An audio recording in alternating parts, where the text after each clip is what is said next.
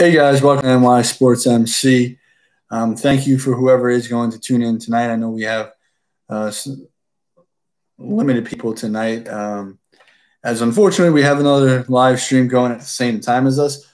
So there's going to be people choosing between the two, and obviously I'm a newer channel, so I don't expect to have many people show up tonight.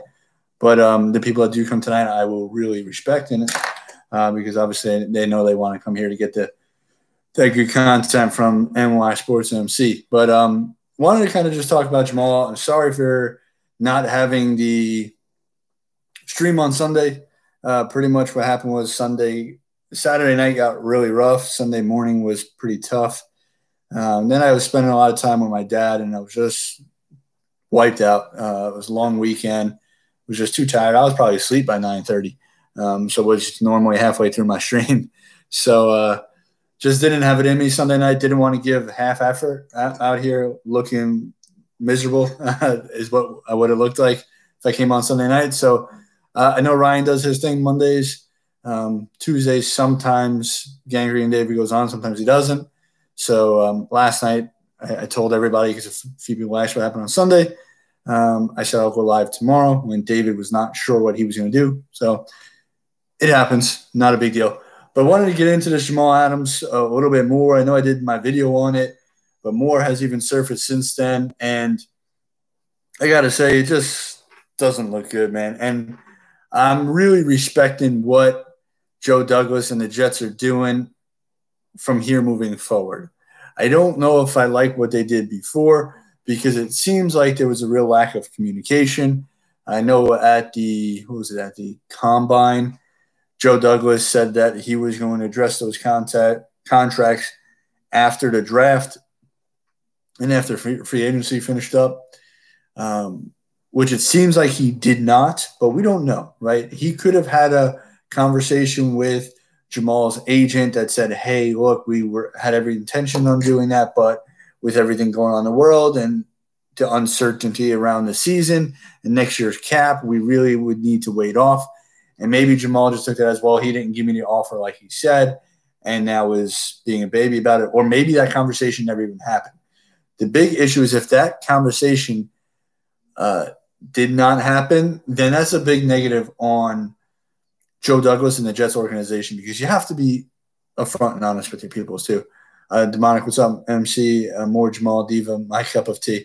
Yeah, just for a little bit at least. And then if we get some people in here and they want to talk about some other stuff, well, I'm all for moving on.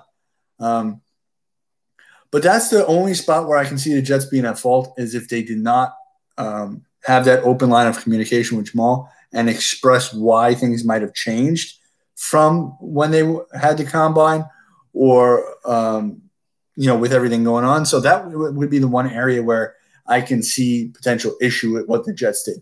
But I tell you what, I read this. Man, I need to start writing this stuff down when I see it so I can reference these people.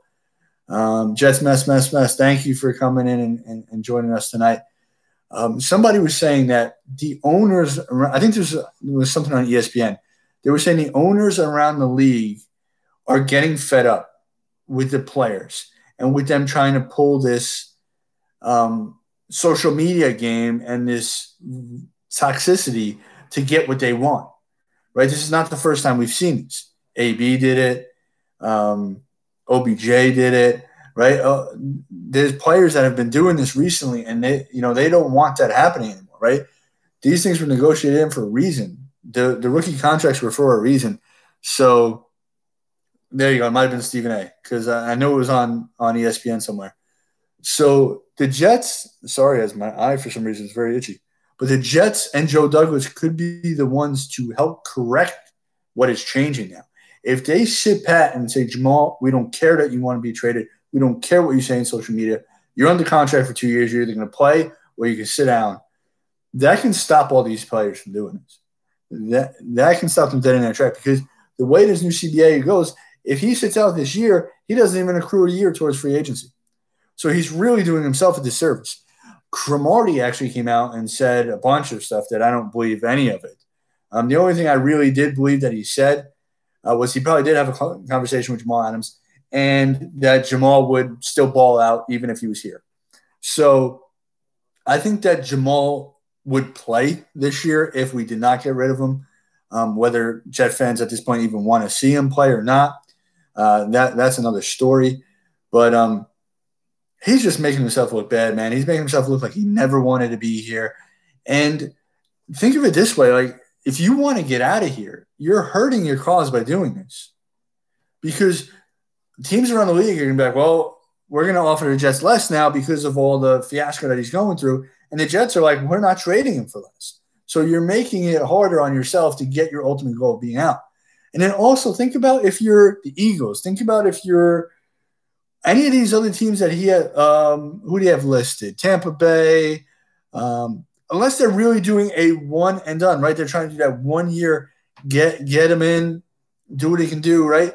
Because if I'm trading for him, I'm not a team other than the Cowboys. I want him to sign on the dotted line before the trade is done on a contract extension. Even though I don't think he deserves it right now. The reason you would do that from another team is that he has made it so obvious that he wants to go to the Cowboys. Thank you, Demonic. If I was the Ravens, the Bucks, the Eagles, the Niners, KC, I would be scared to give up all that capital saying, this guy, he doesn't want a contract for me. He's going to walk and go to Dallas at his first opportunity because he's made it so obvious that he wants to go to one team versus every other one that I would be hesitant. If I'm any other team trading for him, I would be hesitant. I would want to be able to negotiate with him. I would be able to want to do that deal right away because I'm not trading what the Jets want to not keep that man long term. And that's one of the big things too. So let me catch up on some comments here. I'm sure Joe Douglas did not make anyone promises. He said he wants him to be a long-term Jet, but he did not say he was going up with the contract at the end of the year. Honor your contract, Jamal. I agree. They should get fined by the league for bashing a team they are playing for. The players should be fined or have their contracts void for bashing their team. If we bash our bosses in real world. Yeah, but we won't want to void his contract out, Demonic, because then he walks for nothing and he goes right to Dallas and he gets exactly what he wanted. So I don't think voiding his contract would help anything. That would help him. He would love for you to void his contract. He'll go sign a better deal with the Cowboys and go exactly where he wants to. So that's definitely not an option. But yeah, fines, and that's why, Demonic, they changed the rules in this new CBA where if you hold out, you don't accrue a year towards your free agency because that's to protect the owners and that's to protect the teams. So I like that they did that because these players can't start running the league. I do not. If it turns into the NBA, I may shut down the whole channel, man. I can't stand the NBA. I can't stand the divas in the NBA. I can't stand how they dictate everything. It's horrible. So I don't want that to be what happens in the NFL. I don't. He talked big. He said he was a leader. He was our president, but this isn't the way a leader would act. Exactly. And it's just, I mean, so many quotes from him that didn't age well, how he's a culture changer, how he's built to go through adversity, how he'll never cause the Jets any harm. So much of that is looking pretty bad right now. Jamal's a prima donna on social media. When you pay him, his production falls. I don't know if I believe that, Billy. I think Jamal is a very hard worker, and I wouldn't, because that's almost like putting him in that Mo Wilkerson area, and I don't think I would put him there. Mo Wilkerson was one who got really lazy after getting his deal and did not show up. I don't think Jamal would do that. I think Jamal has too much passion for the game, right? To do that. I wouldn't question his work ethic moving forward if we did give him a big deal. I think part of it does have to do with what happened to his father. His father very early in his career got an injury that ended his career, didn't have that security of a long-term deal. I get that, but it's like the area where Jamal loses all credibility is by doing it in the media. You don't do things in the media. If you have an issue with your boss, you don't go to social media and start bashing him in the team or your organization. You don't. You go to the guy, man to man. I know coronavirus, you probably can't go to him. He's in Texas. You're in Texas. He's in New York. But the thing is, call him. Pick up the phone. If you have that much issue, pick up the phone. You think Joe Douglas is not going to answer if Jamal Adams calls him?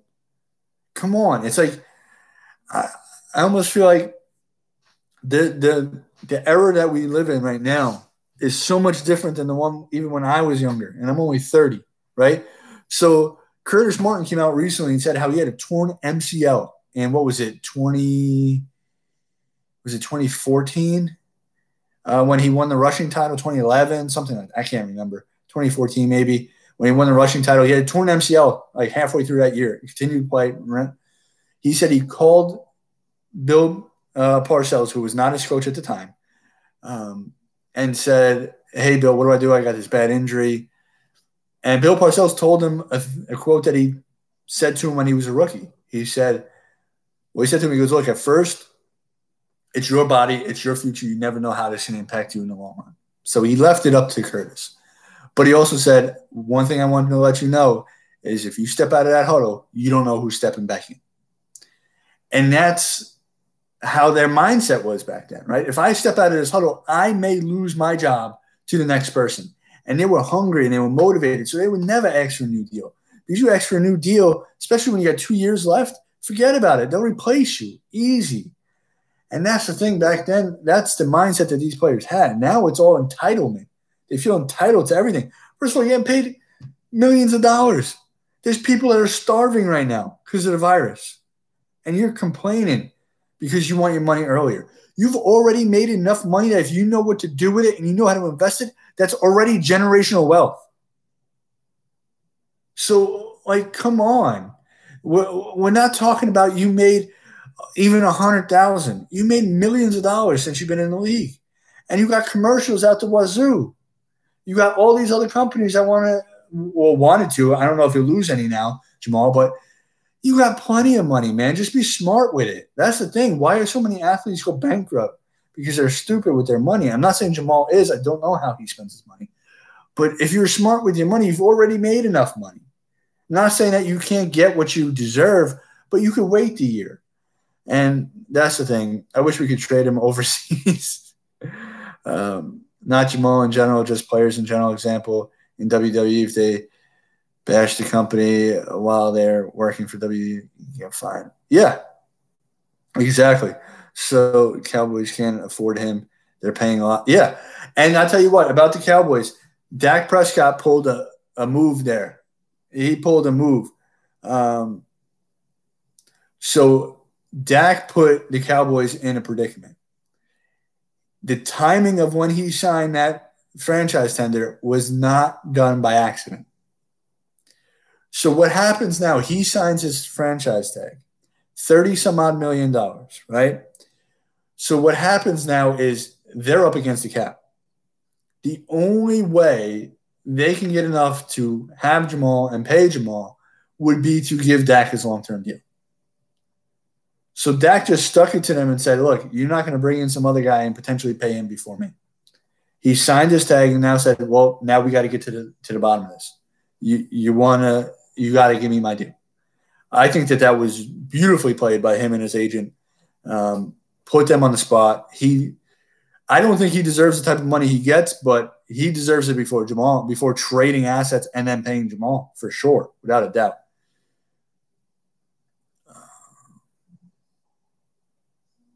Jamal's asking for 20+ million per year. He's nuts, and Cowboys can't afford that. He thinks he's going to win with Cowboys. Yeah, so that was another thing I read too. So he wants to go to the Cowboys, right? Or he wants to go to winning organizations, right? So we had Luke Falk as our quarterback for 3 games, where in 2 of those 3 games we had 70 passing yards or less, right? We pretty much punted 3 games of the year, right? Gave up all hope of winning any of those games. We finished the season 7-9. The Cowboys, with all that talent, finished 8-8. 1 game better than us. So how much better of a team would you really be going to, right? So it's just interesting, man, to really see that, because I didn't even think about that. I didn't even realize that they finished 8-8 last year. I know they're usually 8-8, 9-7. It's kind of like what they typically finish, but that's crazy, man. And that's why I say that people are sleeping on us. 7 wins last year with the junior varsity team that we had out there last year. That really means a lot, man. And that's where you got to give Gase some sort of credit. I know the offense was not what it needed to be. That offensive line was the worst in NFL history. So we got to look at it and say, let's give him a chance this year, right? But that's about the Cowboys. I'm not a huge fan of them either. They're always underperforming. Jamal is being pandered by the media. Jamal's agent right now. The Cowboys have not won the Super Bowl in 25 years. They're as bad as we are. Hey, Todd, how's it going? Thanks for coming by. So I actually was having this conversation with my brother earlier today because he just had a baby like a week ago. So he's kind of been adjusting to life as a new father. It's his first child. So he just kind of was able to come up for air today or the last 2 days and really see what was going on with the whole Jamal situation. And, we were talking about it a little bit today, and he's like, man, I'm really upset about this. This isn't good. Every time we get a good player, like this happens. And he goes, man, the defense is going to take a real step back if we don't have Jamal. And I told him, I was like, I don't really think it's going to take a huge step back. Because if you watch week 1 for the first 3 quarters, for the first game, even when he was out, the best player in that defense was not Jamal Adams. It was not. And I don't even think it was close. C.J. Mosley was all over the place. C.J. Mosley was the best player on that defense. So now, yes, I would love to have seen them play together, and we still may because Joe Douglas may not trade him.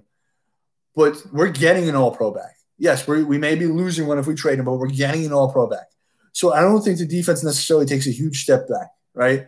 I think he takes a small one. And one of the conversations I was kind of having, and it kind of popped in my head as I was talking to him, I wanted to see what you guys thought on this was, is Jamal a safety or is he pretty much an outside linebacker?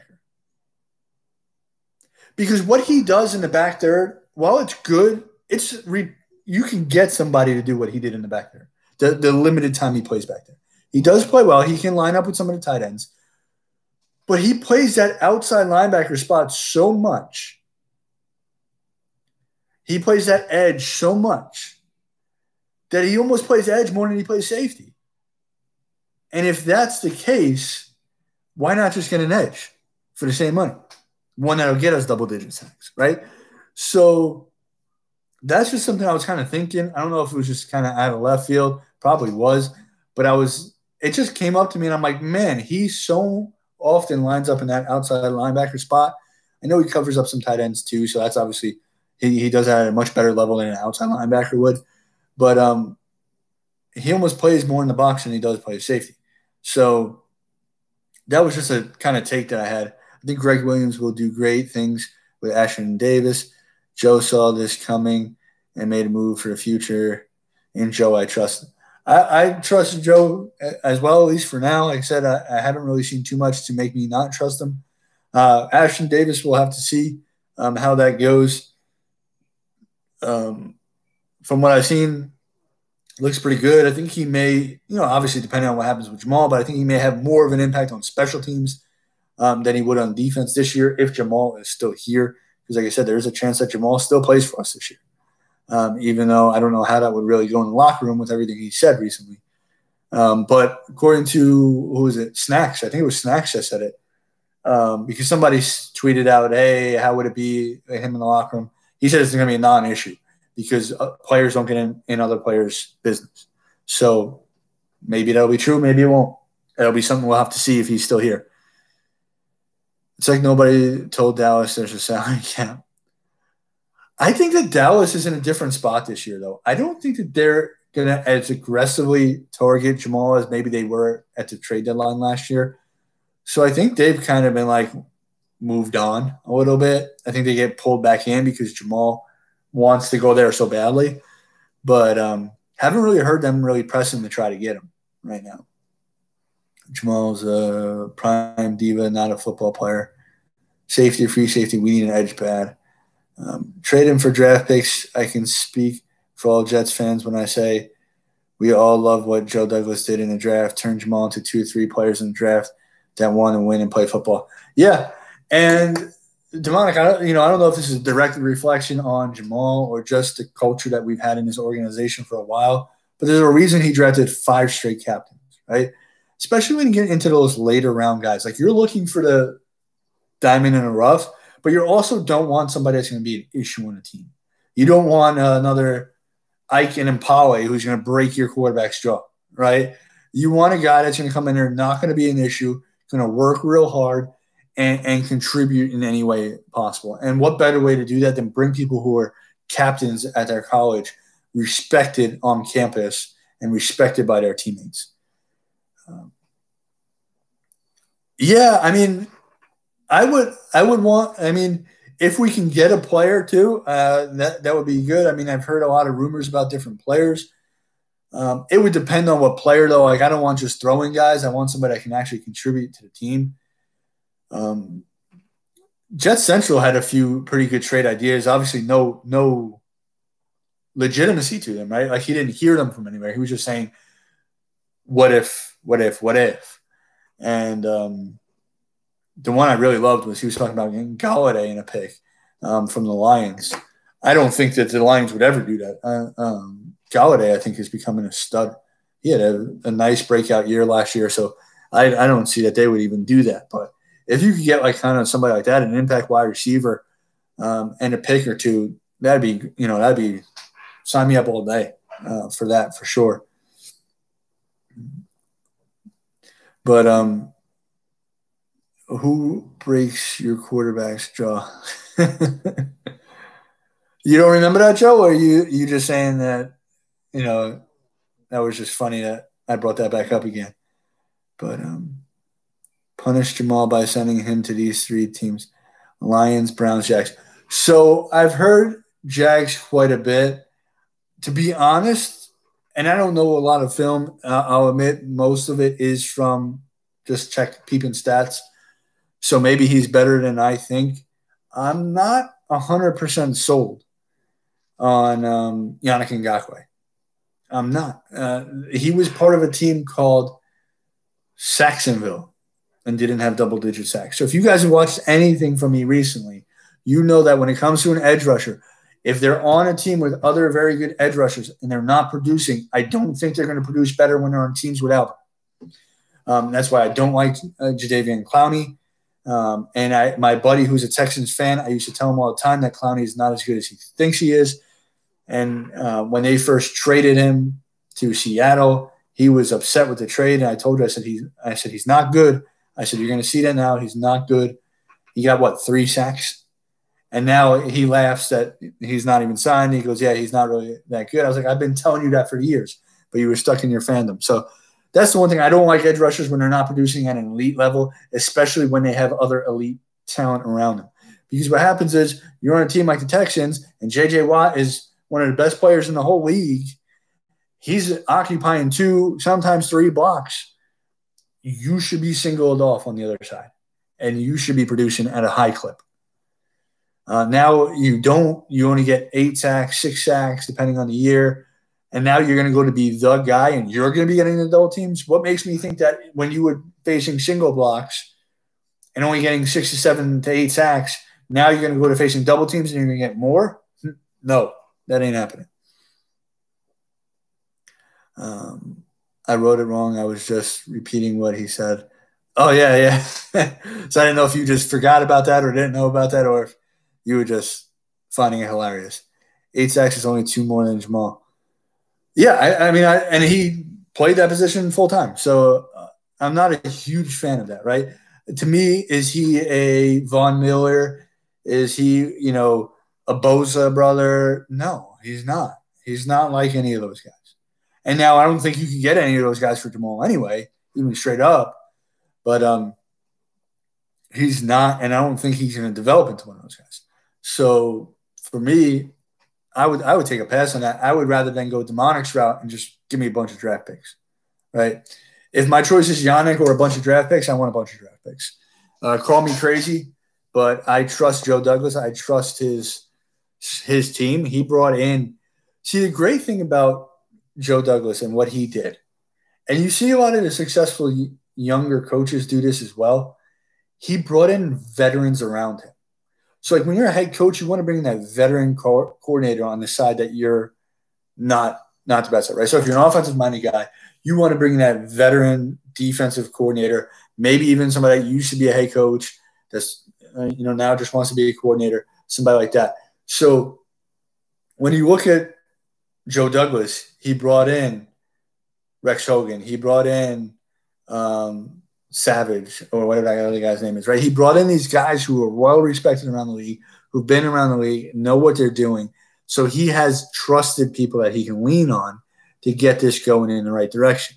So that's what I really, really like about what Joe did when he was constructing the people around him to help set him up for success too. Because the thing is, no matter what you're doing, no matter what your career is, um, you could be the best person in the world at what you do. You're only one person, and you need a good team around you to be able to succeed. So, that's a tangent I just went off on. I don't even know why, but just showing how much I trust Joe Douglas with the draft because he did do that, surround himself with great talent that he can trust and rely on. Where does Gase fit in this mess? He's got a history of running off good players. I think he sits fairly off to the side and has absolutely nothing to do with this. So I know Cromartie with his whole and they bring in a coach who doesn't care. First of all, I don't believe any of that, right? Because it was very clear from the beginning. Gase has even said it himself that this is pretty much Gase is the head coach of the offense and Greg Williams is the head coach of the defense. I bet you that Gase and any defensive player have very limited interaction with each other. I'm sure they talk at team meetings and different things like that, and Gase obviously knows who they are, but they're not talking on an every single day basis, right? Because Gase is worried about the offense. So I think Gase has nothing to do with this. I think that's Adams sulking and Adams mad, and he's just going to start spouting and saying anything. And then Cromartie runs with it and puts it out on Twitter. I think to try to blame Gase for any of this is just getting a scapegoat and blaming the easy target. I think he has nothing to do with this. And that has nothing to do with my personal opinions on Gase either. I'm just looking at it logically. Gase has got nothing to do with this at all. Trade for a wide receiver and picks. If Cowboys are willing and can somehow find the money, I trade Jamal for Mike Gallup and a pick. He's young and can grow with Sam and Mims. Yeah, a lot of people have been saying that. I don't know if they would really trade Gallup. I mean, at this point, it would kind of make sense. They brought in CeeDee Lamb. They signed Mari Cooper back. So it's going to be hard for them to keep both Gallup and CeeDee Lamb in the long term, but that's assuming that they both pan out, right? Gallup had a nice year this past year, but it is a 1 year thing, right? You got to see if he can do it again. And Lamb's got to obviously show that he can do it in the NFL. I was very high on Lamb. He was my number one wide receiver, so I don't have any doubts that he can. But he has to prove it, right? So I think at this point they want to exploit those two affordable contracts and have the best wide receiver crew in the league, probably, or at least one of the top ones, right? So I don't think that they're doing that. They've kind of came out and said that they are not going to trade Gallup. And that kind of goes back to what I mentioned before. I don't think the Cowboys are really that interested in trading for Jamal anymore. I think at the deadline, it was a different story. But I think currently now, I don't think that they're really that sold on trading for him. But we'll see. Only time's going to tell. It's going to be interesting. I just hope for everybody's sanity that Jamal just kind of cuts it out for now and just stops with all the social media stuff and just whatever happens, happens, right? I just don't want to hear about it anymore. If they trade him, the only thing I want to hear is that he was traded, or that he was signed, or that he's holding out. That's it. I don't want to hear every single day, oh, Jamal said this, oh, Jamal said that. He liked this, he liked. I don't care. I don't. So I just hope that it's pretty much over, at least from us hearing about it. If Atlanta falls apart, they'll be rebuilding. Maybe Julio Jones, star receivers, getting traded lately. I don't know. That would. I think that they're trying to load up and win again. I mean, but yeah, they're at the cusp of where they would be at a rebuild mode. I mean, Matt Ryan's getting older, Julio's getting older, so they're definitely at that spot, kind of like the Chargers were, right? And the Chargers decided to go to rebuild mode. So I think Atlanta is going to maybe try to go for another year or two and see what can happen, catch lightning in a bottle maybe. but you never know. I don't think there are many teams willing to give up what it would take to get him between trade. No, I agree 100%. I think what the Jets would need in order to trade him versus what another team would give up are two way, way, way different things. And that's why Joe Douglas is going to sit pat and ride it out because he can. He's got 2 years left. That's not counting a franchise tag. If the Cowboys aren't cutting players, holding off on signing stars already on their team to free up money for Jamal, wouldn't Jamal see that as a sign of disrespect towards him and his value? Yeah, I don't know. He just wants to go home. That's the thing. He just wants to go back to Dallas. He made that very, very clear very early on. So it is what it is. I just hope that if they don't trade him, he comes in and he just works hard and he's not a problem during the season. Because I have high hopes for the team this year. I do, whether Jamal's on the team or not. So I hope he just doesn't become a cancer and eats this team alive if he's still here. But I think we have a lot of good leaders on this team now that will not allow that to happen. So I'm pretty confident that that won't be an issue. At what point do the team owners decide to quit paying these ridiculous contracts and enable these dudes?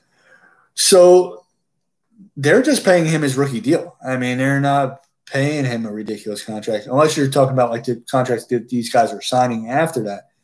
But what happens is the cap goes up every year, and unfortunately, people want more and more money than the last guy every time. And they do start to get out of control. And that's why the rookie wage scale went into play, because you had guys like, I think, was it Matt Stafford? I think it was the last one before they did that, where Matt Stafford, as a rookie, never even play it down, was like the 5th highest paid quarterback in the league.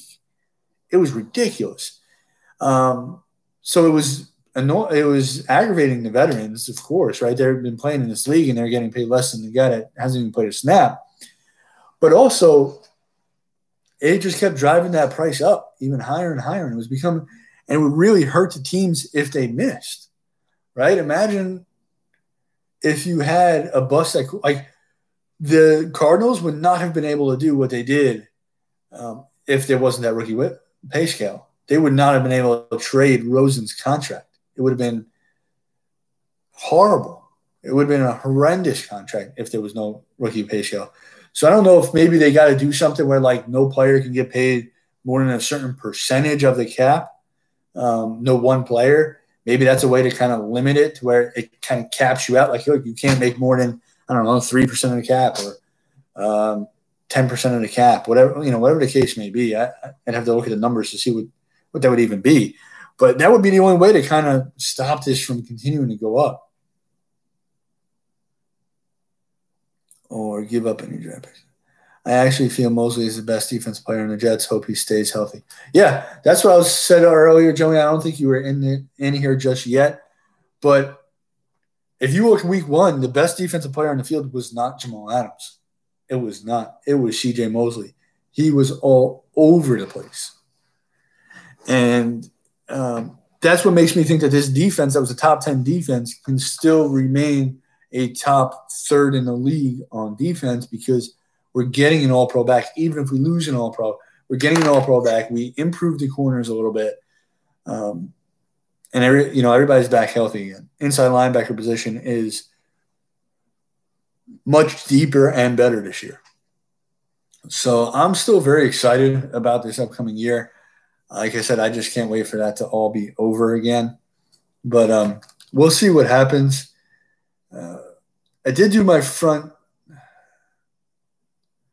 Oh, Pete Alonso apparently broke the news that the MLB is back. Nice. Nice to see a Met player actually did that.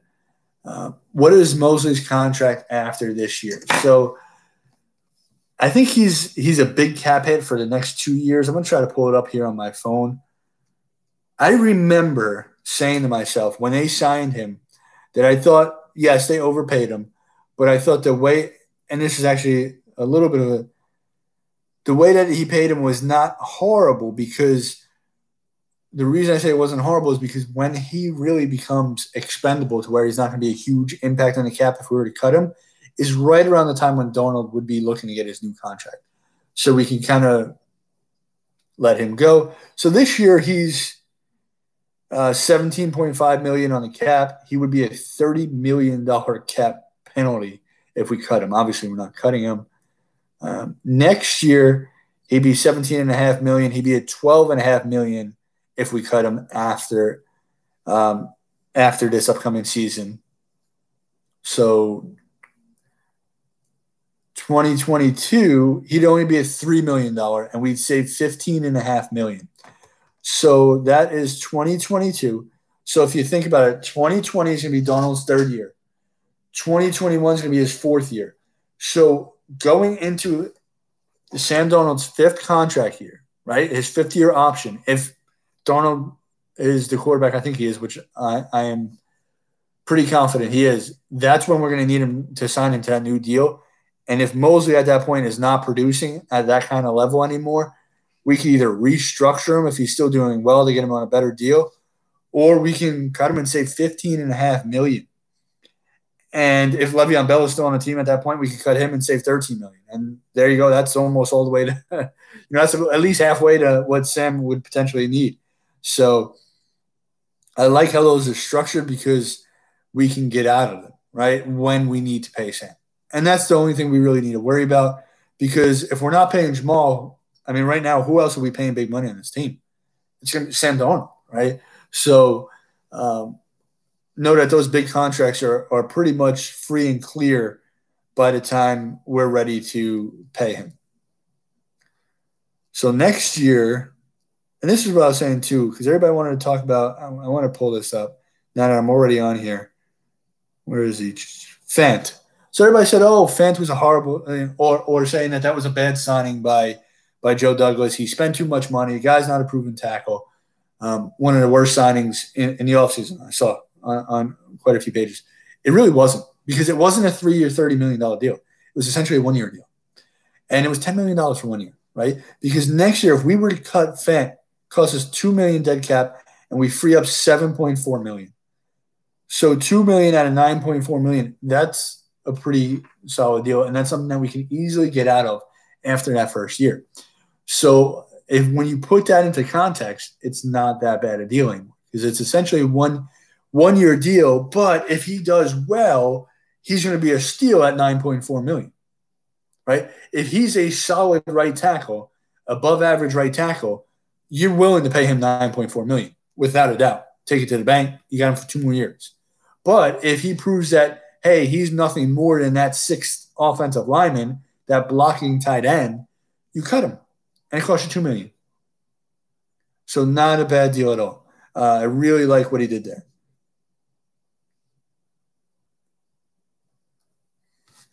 So hopefully that answers all the questions about Mosley's contract. Let me see what else we have here. Yeah, I mean, there's not. So even Henry Anderson is pretty much free and clear after this year. I think if he doesn't have a bounce back year, this will be his last year in the Jets, because that would save us $8.2 million. I don't think we're going to pay Henry Anderson $9.5 million next year if he performs like he did this past year. If he performs like he did 2 years ago, then sure, we'll probably look to keep him then on that, because he did pretty well that year and that he earned that contract. But this year was not his year. Who else do we have that we can potentially cut? Just to kind of look at here. We don't have a lot of money in the books next year. We're going to have a lot of cap. How much cap space do we have? It says 58. That doesn't make any sense.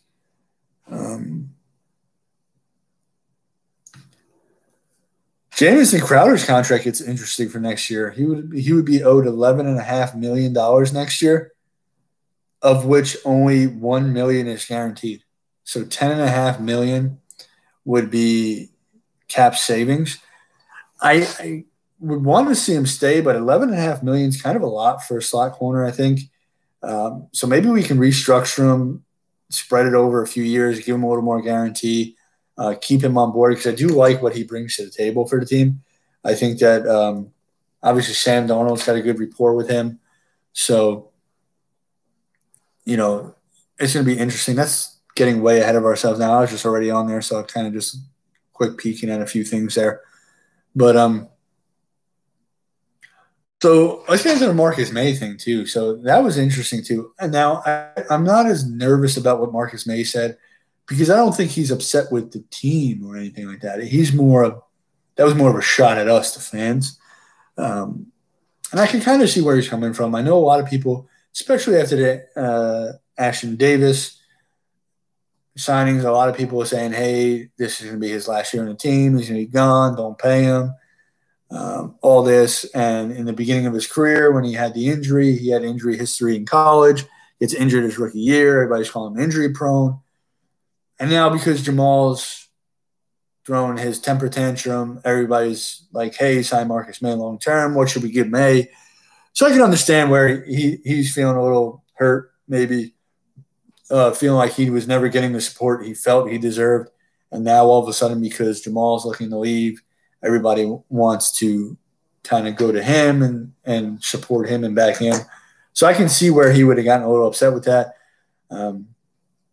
It's just like I said, these players nowadays, it's just probably because of social media and it's so easy to access them and it's so easy for them to access fan comments and fan beliefs that it can get to them and they become like almost more sensitive to what's going on.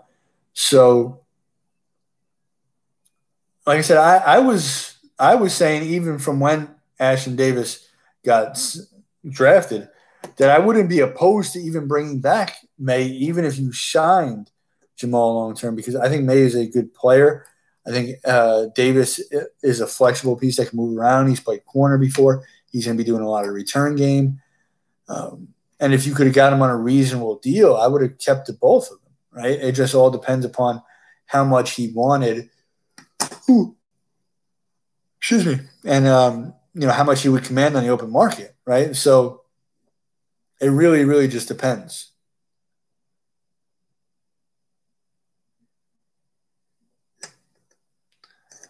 All right. I'm just so I saw that let me see. Let me go on my Twitter here and because I liked it before. Wanted to kind of bring it up to you guys. It was nice to see. Mekhi Becton has been, first of all, has been training like an animal all season. If you see anything that he's doing, this guy is a hard worker, and I'm excited to see him play. But he was working out with Teron Armstead in the gym, and they were just getting after it. And great to see him working with such a premier tackle in the league. He just seems like a kid. So pre-draft leading up to it, I was very skeptical about Mekhi Becton. And obviously, it's still always going to be a wait and see with any rookie. They have to prove it on the field. But I was very skeptical because of the fact that he was the rawest talent of the four major tackles that came out. He is also one that was more of he was like a one-hit wonder as well, where he had played a few years, but the year prior he was not very good. He wasn't really projected coming into last year to be a first-round pick. Kind of really burst onto the scene. Obviously had the pro day, the combine, where he really flashed running that fast at that speed. And then always with the linemen, you're always concerned if they're too big, right, or too tall, right, because it's a low man in the trenches. So you need to be big enough. You need to have the long enough arms to extend, but you don't want to be too big where it makes it more difficult to bend and get down. So I was a little skeptical about that, but what I really came to see since we've drafted him, everything he said, all the things you've seen, it's the same way I kind of feel about Quinn Williams and why I think Quinn Williams is going to have a big year this year is they are humble. They seem to be extremely coachable, and they seem to be really, really hard workers. And that's what we've seen from them so far. So I really, really like that about Becton. I like what I've seen so far. And it gives me more confidence that bust factor might be less than what I initially thought, right? So that is something that has been very impressive to me, something I've been very pleased to see.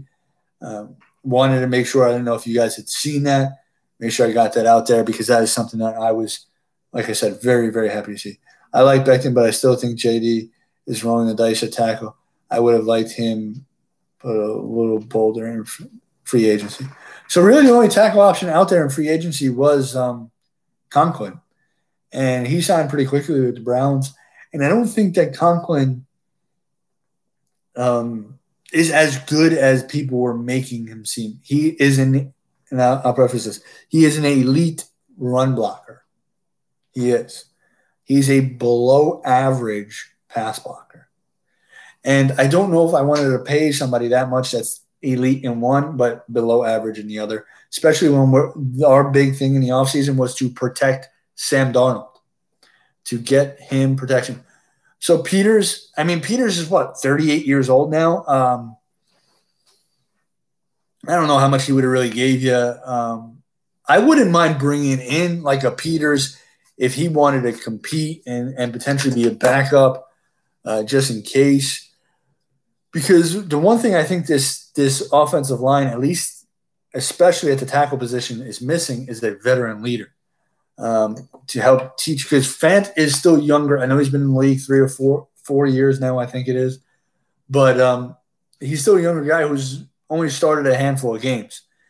And Mekhi Becton is a rookie. So I would love to have a Peters or a Beachum or somebody like that back to help just as that veteran presence and that veteran leader at the tackle position. But we'll have to see. We'll have to see what they do. It doesn't seem like they're really looking to bring anybody else in at this point. We're going to have to rely on the coaches to really get them up to speed and coach them up. So it'll be interesting to see. No, Beachum has not signed with anyone yet. And I'm just kind of surprised. I know Beacham's not as good as he once was. He was never a great tackle, but he was a good, serviceable tackle.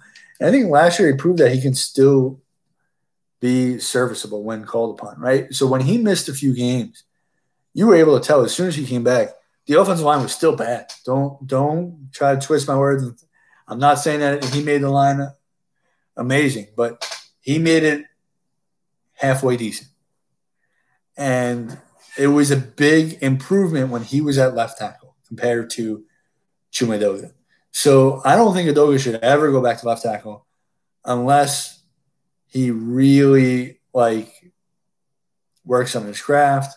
But I think Edoga and Fant need to compete it out at the right tackle and give Becton the left tackle to run with. So, yeah, Beachum still hasn't signed yet. He's got to sign at some point, though. I think Peters got to sign at some point, too. But you got to think that they're going to be signing on as just veteran depth backup at this point. All these teams are kind of pretty much set in their rosters already. So we also did the front seven video. I don't know if any of you guys had an opportunity to check that out yet, but if you haven't, go ahead and check out my channel after we wrap up tonight or tomorrow. We went over the front seven in the division. I think the bottom one was the most obvious, which it wouldn't have been last year. I think that was the New England Patriots. 2 key losses to that team, relying on a lot of people with very little experience. But there's some potential there, and we'd have to see what happens. And number 3, I had the Miami Dolphins. They, as well, have a lot of young people in their front seven. They do have some potential there. They have some players that could really kind of burst on the scene with a better secondary this year. You could see that front seven really take a step up. So they have the opportunity to kind of show out a little bit this year and show what some of those young guys have potential at. Number 2, you could have went either way with this. Maybe my homerism made me go with the Bills at number 2 and the Jets at number 1. But I had the Bills at number 2. I don't think any of the teams in the division have an elite edge rusher. I think there's some pretty good ones. None are really elite, right? And none of the teams are really great at getting at the passer either. Some are better than others, but none of them are really one of the top teams in the league at getting after the passer. So when you look at it, the Jets had the number 2 rush defense in the league last year. That was without C.J. Mosley and Avery Williamson, which are 2 stellar inside linebackers that are really good at stuffing the run. So I can see that run defense being elite again, and then the pass defense getting a little bit better. Manish Mehta actually tweeted this out earlier today, and I don't like Manish, but obviously this is stats here, so nothing to kind of debate about here. But interesting stat: Jets defensive end Foley Fatukasi, who I love. I think he's going to be a stud. He's like the next Snacks, I feel like, almost. He was saying that he's poised for a breakout season. Fatukasi had the 5th most tackles for loss against the run amongst interior defensive linemen, despite being 64th with only 205 snaps first to run. So there was 63 people in the league that had more snaps than he did, but only 4 people in the whole league that had more tackles for losses against the run. That is impressive. Imagine if he played even just the 32nd, right? Starter level, top 32 in the league. He would have been number 1. So he is an elite run defender. He's going to be in there clogging that middle. I think he's really going to take over for McClendon this year. McClendon's just going to kind of be that coach that's in pads this year, I think, that he'll kind of go in there and stuff up the run a little bit too.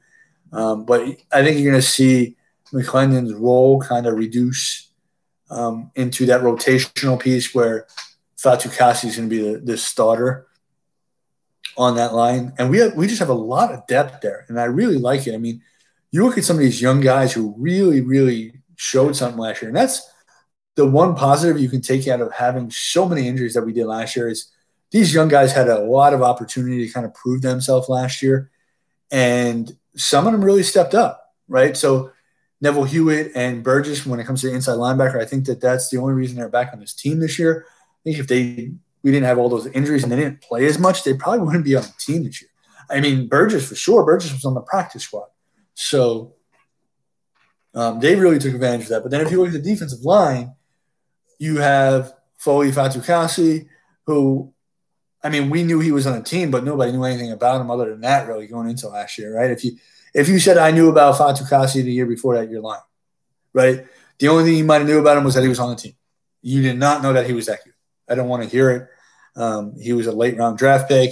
He didn't do anything the year before because he really didn't play. I don't even know if he was even active for any games. But so that was a huge, pleasant surprise.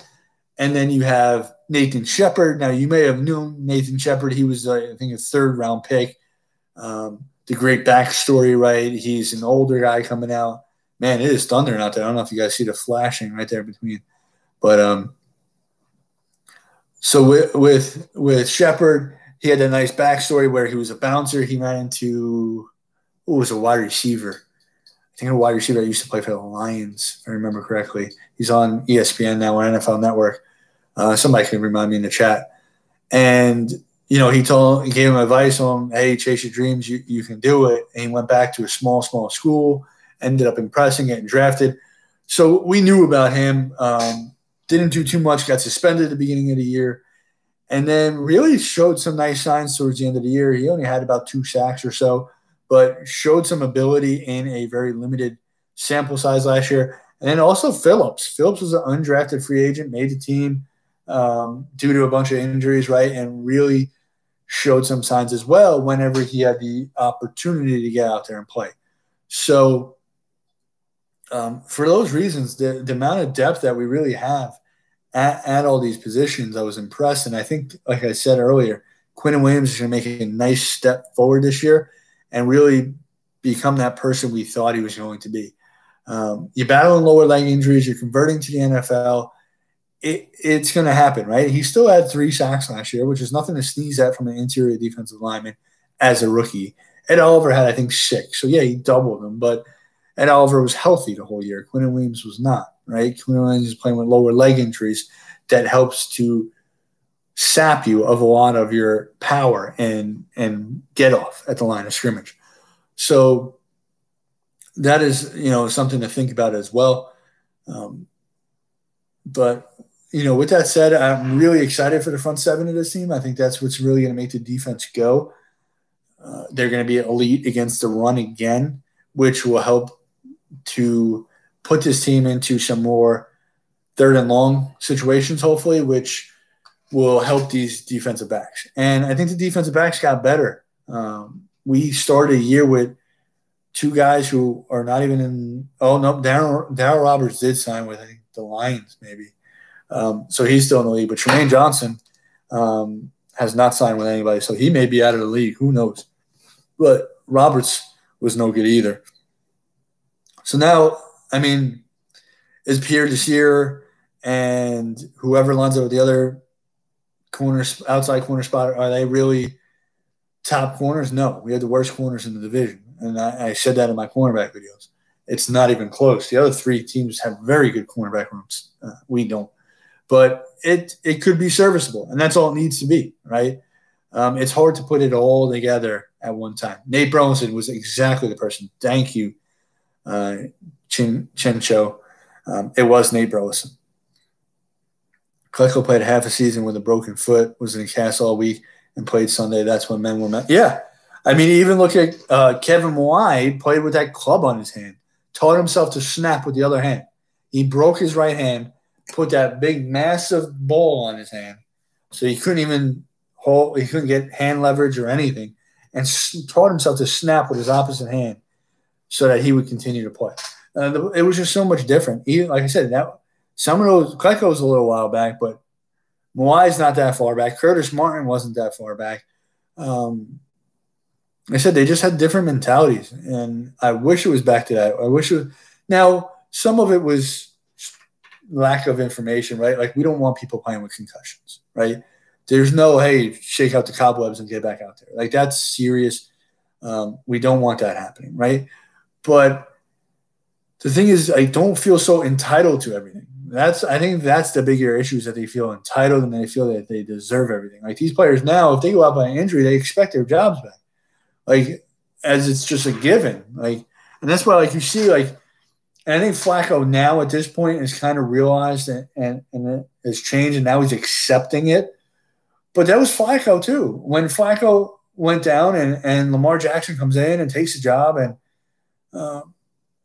Flacco was pouting a little bit, and he was a bad teammate for a short period of time there, because he didn't really accept it, and he thought that he deserved to just get his job back, which he didn't, right? And anybody can be replaced, and that's what these players got to realize.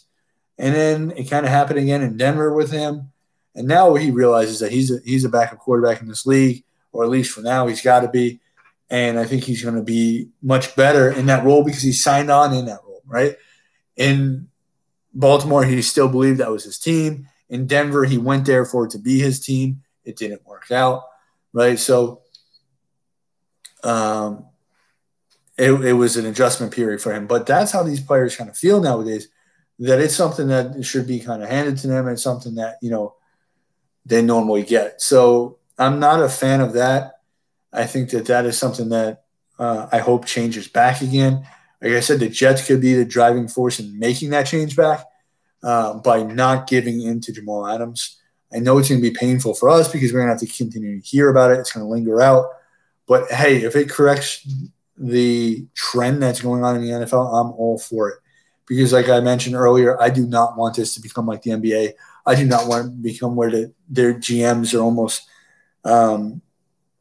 I don't want to say irrelevant because that's not the right word, but have less power than what they used to, because these players are kind of going wherever they want, and they're having these conversations on the side, and I just don't want to see that for football. I hate it in the NBA. I don't want to see it for the NFL. You didn't see Jordan talking with Patrick Ewing about come join us and things like that. Like, you didn't see Larry Bird and Magic Johnson trying to team up. Like, these guys wanted to beat each other. They wanted to go ahead and prove that they were better than them. They didn't want to join them. MC, would like to see you do a live cast with Long Beach Joe. Have you considered it? No, Joey, I have not, for two reasons. One, I don't know who Long Beach Joe is, so I'd have to look him up. And two, I cannot live cast with anybody. I mentioned this on my last live stream. I think it was I cannot live stream with anybody currently I have a work computer, and that's what I'm live streaming on right now. It does not allow me to download apps that are outside of my company's applications. So I cannot download the app to have somebody on a live stream. The only other device that I have is a Chromebook, which is not compatible with that app as well. So I need to get a new computer to do that. I can go on somebody else's live cast because that's just me joining like a Skype or a Zoom call, which I can do. But I'll look up Long Beach Joe. Is he a Jet YouTuber or what is Long Beach Joe? I'm not sure. But like I said, I'm on Twitter. I'm on Twitter now for the channel too. So you guys can hit me up on Twitter. I'm always down for collabing. I really enjoy it. I enjoy it more than just making my videos. So I'd be down for it. So if you subscribe to him, you can let him know about my channel. I'll try to reach out to him. Like I said, I'm always down to collab with people. I find a lot of fun. That's why I brought on Sunshine Sports Network twice already. I want to bring on more people because it's just more interactive, right? And that's why I love these live chats. I think I maxed 9 or 10 people in here today, but I loved it because I'm reading your comments. I'm interacting with what's going on. It's not just me talking to a screen. I don't know if any of you guys have ever tried to record before or not, or have a channel or not. It's an adjustment period at first. If you go back and just look at some of my earlier videos versus some of my newer videos, I mean, I never changed anything from a lighting or a camera perspective. That's all still the same. But just my flow is, how my delivery is, has changed because it's an adjustment period when you're just talking to a computer screen and you're actually sitting there and you see yourself. So it is an adjustment period. I like to interact with people, and that's why I do this. So I would be down for that. I'm going to look them up when we get off here, which is going to be in a few minutes. What happened to LBJ and Let's Talk Jets?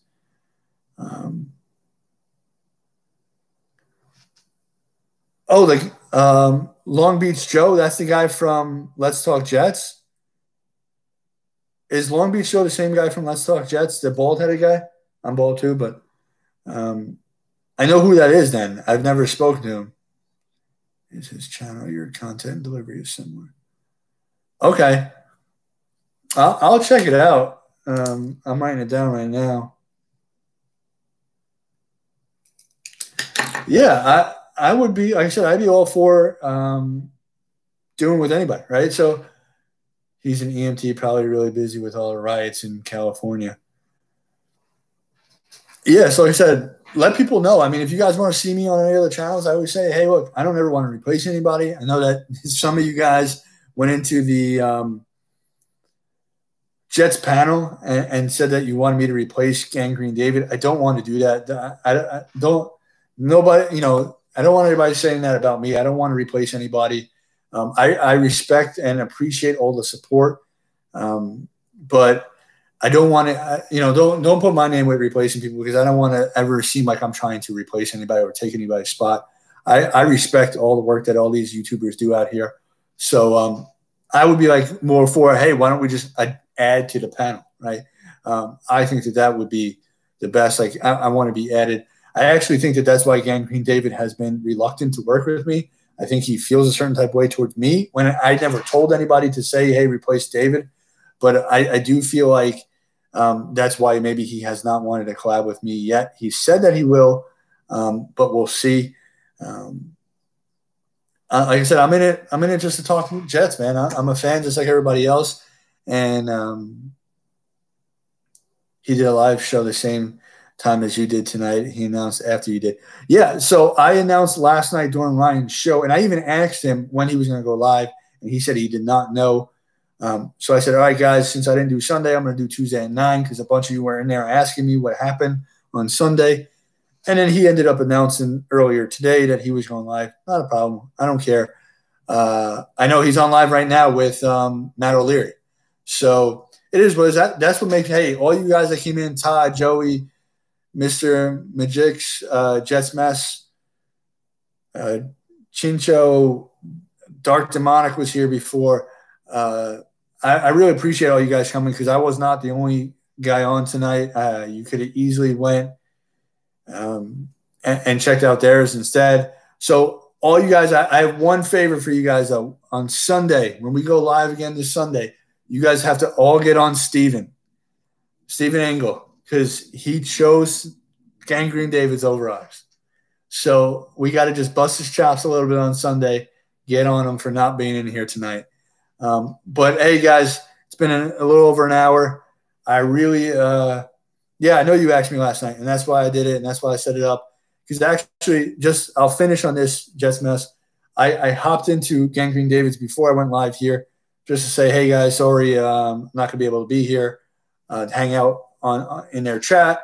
I hit the thumbs up for them because, like I said, I respect everything they do. And Steve's like, why don't you just reschedule to tomorrow night? I said, no, man. I said, people asked me last night. I said I was going to do it tonight, and I'm going to stick to it, man. I appreciate everything that you guys do, all the support you guys give to my channel. Like I said, it keeps me going, man, knowing that you guys want to hear what I have to say. I really appreciate that. I'm going to try to get some guests on here. Like I said, for the live stream, I don't think it'll work, but at least for some videos that I do coming up, I'm definitely going to do that as well. So us Jets fans need to vent. So these live chats are great. Exactly. That's what I love about them. So thank you guys so much. I'll try to get a video up this week. We'll see. Bills for Life says don't leave. Bills fan came in. We're definitely going to end the stream now.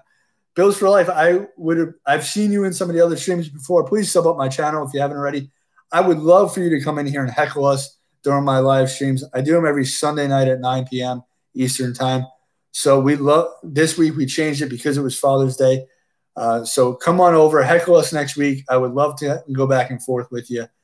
And like I said, I'm going to try to get a video up this week, but I will see you guys Sunday night. There's no holidays this week. So Sunday night, actually, hold on. Yes, this Sunday night we will. Next Sunday night, yeah, the 4th is on Saturday, so we're good from that perspective too. I saved my kicker rant for Sundays. Yeah, there you go. So again, thank you guys for everything you do. And as always, Jet up.